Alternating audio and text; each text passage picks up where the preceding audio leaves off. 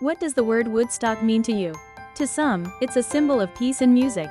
To others, it's a cautionary tale of how things went terribly wrong. On July 23, 1999, a festival named Woodstock opened in New York. But instead of peace, it erupted into flames, riots, and chaos. This is the story of three festivals minus 1969, 1994, and 1999. And how the same name came to represent both a dream and a disaster. The original Woodstock took place in August 1969 on a dairy farm in Bethel, New York.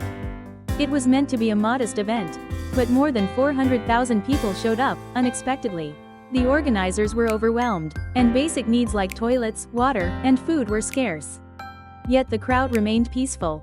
No fences, no security, but no major violence either. Jimi Hendrix's guitar rendition of the U.S. national anthem became a symbol of the anti-war generation. Despite all odds, Woodstock, 69 captured the spirit of love, rebellion, and togetherness. 25 years later, in 1994, Woodstock made a nostalgic comeback. Held in Saugerties, New York, it drew around 350,000 people.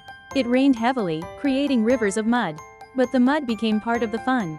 Green Day's infamous mud fight went viral. And 9 Inch Nails performed covered in sludge.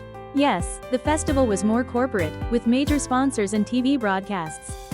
But it still carried some of the idealism from 1969. People remembered peace and unity, even if it now came with a ticket price and slick branding.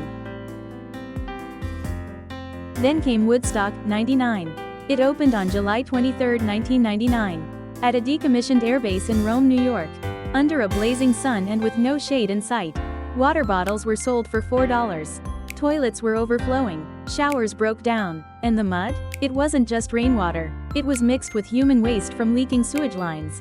Organizers had banned outside food and drink, forcing attendees to pay high prices for essentials. The lineup included Limp Bizkit, Korn, Metallica, and Rage Against the Machine. The aggressive music only intensified the tension. As Limp Bizkit performed Break Stuff, the crowd did exactly that. By the final night, fires broke out. ATMs were smashed. Vendors were looted. There were dozens of sexual assault reports. Yet law enforcement barely intervened. MTV reporters fled. The festival collapsed into anarchy. Woodstock, the name once synonymous with peace, was now burned beyond recognition. And for over 20 years, no one dared revive it again. So why did Woodstock, 99 spiral into chaos? Many point to poor planning and corporate greed. Instead of a community gathering, it was a business venture. There was little shade, overpriced water, not enough toilets, and virtually no crowd control. But it was more than logistics. It reflected the darker mood of the late 90s. Young men raised on MTV and violence, venting frustration in mosh pits. The festival sold rebellion, but it delivered rage. There was no sense of unity, no shared ideals. Just a name used to sell tickets to a generation that had no connection to the original. Today, the name Woodstock means different things to different generations. To boomers, it's a memory of love and protest. To Gen X, it's a nod to nostalgia and rebellion. But to many millennials and Gen Z, Woodstock, 99 is a symbol of how good intentions can be lost in profit and mismanagement. Since that day in 1999, no major Woodstock has ever returned. The brand was too badly burned. Instead of peace and love, the name became a warning about what happens when ideals are sold, and no one takes responsibility.